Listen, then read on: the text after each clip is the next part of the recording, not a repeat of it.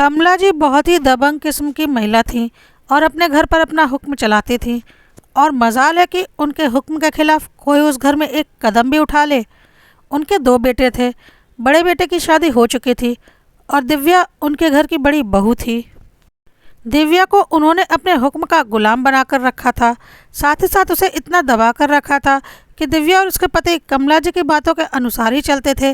कभी हिम्मत नहीं होती उनके खिलाफ जाने की, क्योंकि वह उस घर का माहौल इतना ख़राब कर देती कि हर कोई घर में शांति चाहता था और इसलिए चुपचाप उनके हुक्म का पालन करता था। फिर भी समय समय पर कमला जी को अपने बेटे बहू से शिकायतें होती रहती थी और वह घर में कलह करती ही थी। देख लो बेटा, मुझे यह सब पसंद नहीं।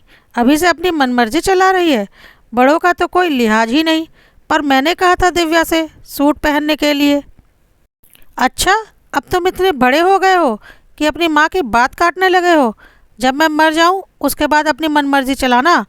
चुपचाप जाकर अपनी बीवी से कहो कि जाकर साड़ी पहने तो ही घर से बाहर कदम रखे, समझे? ठीक है माँ।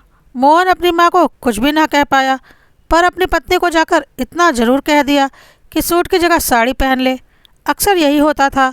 जब भी दिव्या कुछ नया आजमाती तो सासू माँ कमला जी को हमेशा समस्या ही रहती। दिव्या की शादी मोहन से 7 महीने पहले हुई थी। नई दुल्हन की तरह दिव्या के भी कई अरमान थे जो ससुराल में आकर चकनाचूर हो गए। कमला जी तो बहुत ही ज़्यादा टिपिकल सास थी, जिनके अनुसार बहू को हमेशा मर्यादा में रहना चाहिए, और ये मर्यादा शायद उनकी खुद की बनाई हुई थी। एक बहू को सुबह जल्दी सबसे पहले उठ जाना चाहिए और सबके सोने के बाद ही सोना चाहिए। दिन में तो सोने का सवाल ही नहीं उठता। सबके खाना खाने के बाद खाना खाना चाहिए। घर का सारा काम बहू की जिम्मेदारी होती है। यहाँ तक कि घर में काम करे तो चप्पल भी नहीं पहननी चाहिए। परिवार के साथ बहू को बैठने का कोई अधिकार नहीं। कहीं बाहर भी जाए तो अकेली ना जाए, और भी बहुत कुछ। घर के लोग छुपकर दिव्या की मदद भी करते थे, लेकिन सामने बोलने की हिम्मत किसी में नहीं थी।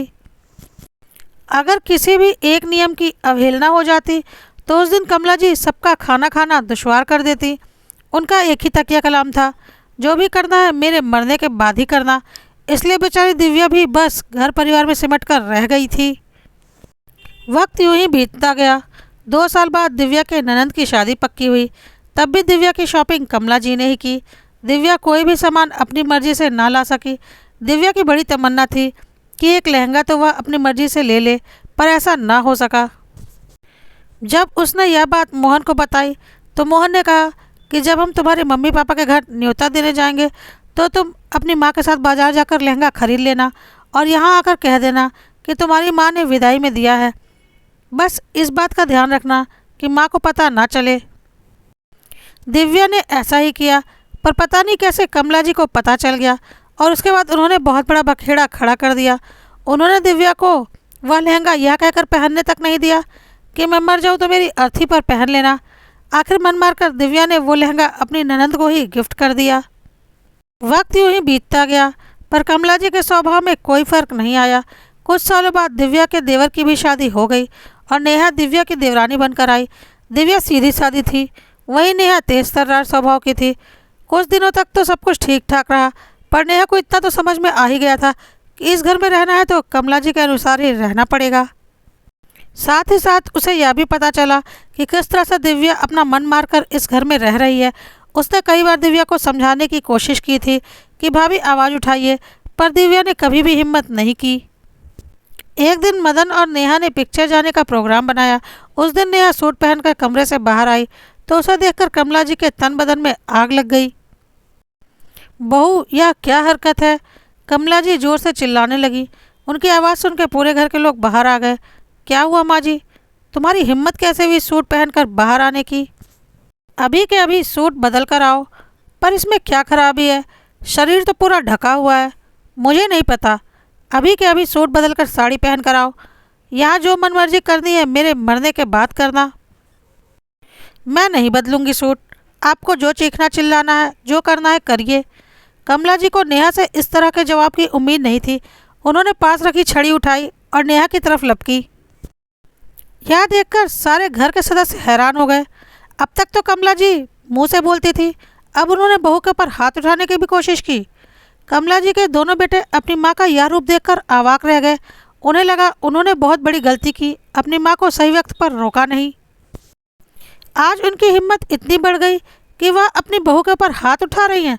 अभी वह यह सब कुछ सोच ही रहे थे कि नेहा ने अपनी सास का हाथ बुरी तरह से पकड़ लिया और छड़ी उठाकर फेंक दी और बोला, आज यह गलती की है सो की है, जिंदगी में भूल कर दोबारा ऐसा मत कीजिएगा। मैं दिव्या भाभी नहीं हूँ जिसे आप इतने सालों से अपने इशारों पर नचा रही हैं। मैं नेहा हूँ, आप मुझे जानती नहीं हैं। चुपचाप खाइए और चुपचाप रहिए।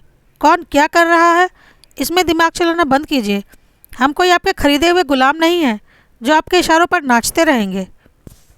चाहे तो मैं अभी आपको आपकी हरकत का जवाब दे सकती हूँ, लेकिन फिर भी आप इस घर के बड़ी हैं, मेरी सास हैं, इसलिए इस बार मैं आपको बस समझा रही हूँ कि यदि बड़ी हैं, हमारी सासू माँ है, हमारे पतियों की माँ है, तो आप इज्जत पाने के हकदार हैं और हम आपको इज्जत देंगे भी।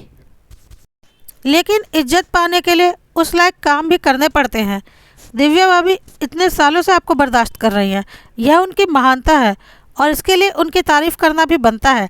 नहीं तो याद रखिए, यदि दिव्या भाभी की जगह कोई और औरत होती तो अब तक आपका घर छोड़कर जा चुकी होती, और मैं दिव्या भाभी जैसी बिल्कुल महान नहीं हूँ। अगर आइंदा ऐसी गलती की तो अपने पति को लेकर 2 मिनट नहीं लगाऊंगी अलग होने में। जो करना होगा कर लीजिएगा।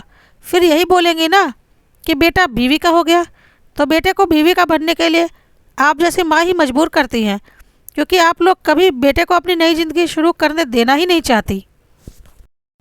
और एक बात और समझ लीजिए, अगर मैंने ऐसा कदम उठा लिया ना तो दिव्या भाभी और भैया को भी वक्त नहीं लगेगा अपनी ज़िंदगी के बारे में सोचने का। फिर अकेले इस घर में अपना राजपाट चलाते रहिएगा।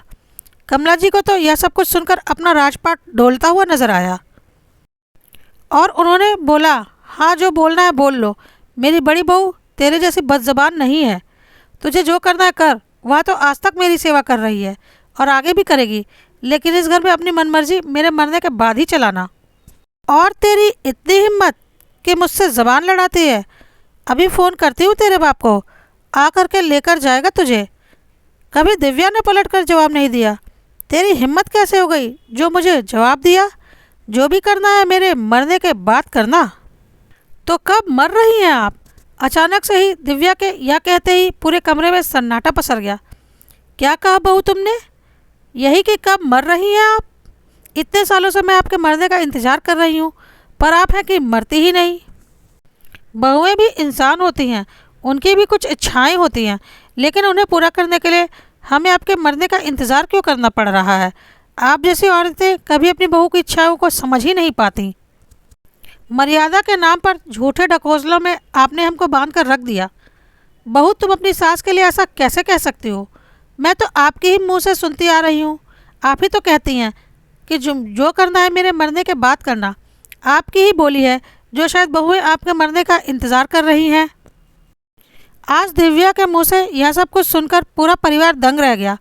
वही कमला जी के मुंह से बोल तक ना फूटा। आखिर दिव्या ने गलत भी क्या कहा था? वही तो कहती रहती थी, जो करना है मेरे मरने के बाद करना। आज कमला जी को अपनी बहू से बेइज्जती सहनी पड़ी और इसके लिए वह खुद जिम्मेदार थी, क्योंकि किसी को इतना नहीं दबाना चाहिए कि वह मर्यादा की सारी हदें भूल जाए और आपको ऐसा जवाब दे कि आपकी ज़ुबान ही बंद हो जाए।